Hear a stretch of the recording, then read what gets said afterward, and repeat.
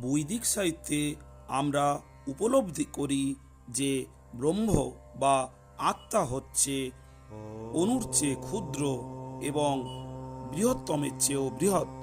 আমাদের ধারণা অনুযায়ী ব্রহ্মাণ্ডকে ধারণকারী এই মহাকাশই হচ্ছে বৃহত্তম, কিন্তু কৃষ্ণ তার মুখবিবরে কোটি কোটি ব্রহ্মাণ্ড প্রদর্শন করেছেন।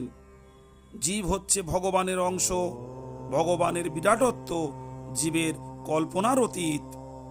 জীবাত্মরূপে আমাদের আয়তন অতি নগণ্য, ক্ষুদ্রতম অনুসদৃশ, আর ভগবান হচ্ছেন অসীম। বস্তুত জীবাত্মার অনুসদৃশ আয়তন এতই ক্ষুদ্র যে তা আমাদের দৃষ্টির অগোচর, তা আমাদের জড় ইন্দ্রিয়ের ধারণার অতীত। এই জন্য আত্মাকে অণুর চেয়ে ক্ষুদ্র বলা হয়। জীব ও পরমেশ্বর ভগবান উভয়ই ব্রহ্ম হওয়ায় তারা গুণগতভাবে এক ও অভিন্ন, কিন্তু পরিমাণ অনুযায়ী ভগবান হচ্ছেন বিভু আর জীব হচ্ছে অণু। একমাত্র বৈদিক জ্ঞানের আলোকে অচিরেই এই সত্য গ্রহণযোগ্য হয়।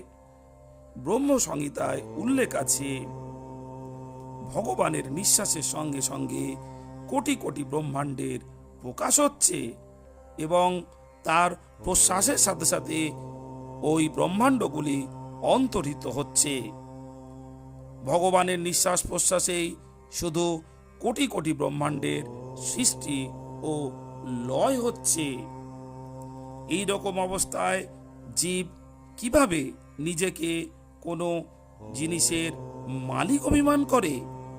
নিজেকে মালিক বা ভগবান বলে মিথ্যা ঘোষণা না করলেই জীবের অবস্থা নিরাপদ হয়। নিজেকে ভগবান বলে দাবি করাটা আজকাল একটা ফ্যাশন হয়ে দাঁড়িয়েছে। একমাত্র মূর্খরাই এই রকম দাবিকে স্বীকার করে নেয়। কিন্তু বৈদিক শাস্ত্র থেকে আমরা জানতে পারি যে ভগবান এই রকম মূল্যহীন নন, ভগবান তত সস্তা নন। শ্রোতাজন, ভগবানই এই বিশ্ব ব্রহ্মাণ্ড সৃষ্টি করেছেন।